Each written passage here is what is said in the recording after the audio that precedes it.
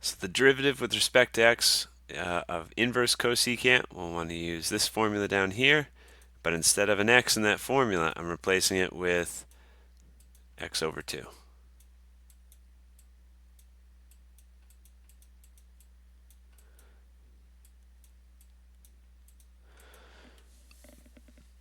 Okay, so let's see. That's it. Oh, wait, sorry. Whoa, that's not it. Times 1/2. Because the derivative of the argument, we need the chain rule. Okay, so the derivative of the innermost function is 1/2. All right, so that's the calculus part. The rest of it's just trying to figure out the tricky algebra that we need. Oh, so no, they don't say that in this one.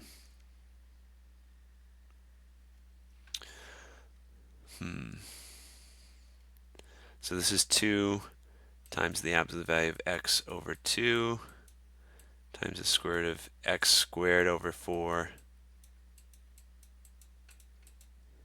Let me see. That's one thing we can do. I did the x over 2 squared. And then another thing I can do is, look, everything inside the absolute value is getting divided by 2. But if I was to multiply everything, that wouldn't change the sign of the number, right? And that's what absolute value is concerned with. So 2 times x over 2, we can just rewrite that as absolute value of x, because 2 times 1/2 makes 1. And then here, I'm looking at the textbook answer, and they did something. What can I do? I can factor out 1/4.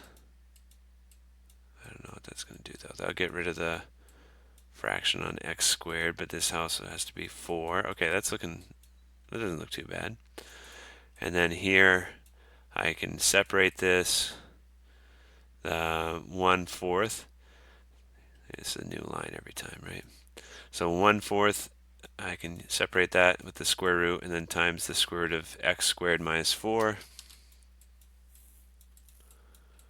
And the square root of 1/4 is 1/2, right? Something that multiplies by itself to equal 1/4. So that's 1/2.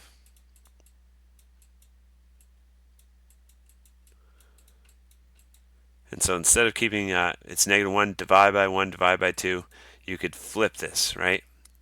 It's like all this stuff is being divided by 1/2.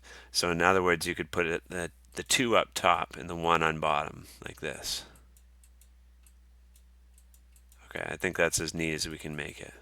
Okay, the 1/2 was dividing from -1, so we flip and multiply the fraction. That's how I get the -2 up top. And I think we're done after that. That's as clean as we can do it. So when you do these problems, there's going to be something that you can usually factor out of that square root, like I've been doing with these problems to help you simplify. But as always, if you get stuck, you can email me and I can help you out with the exact homework question.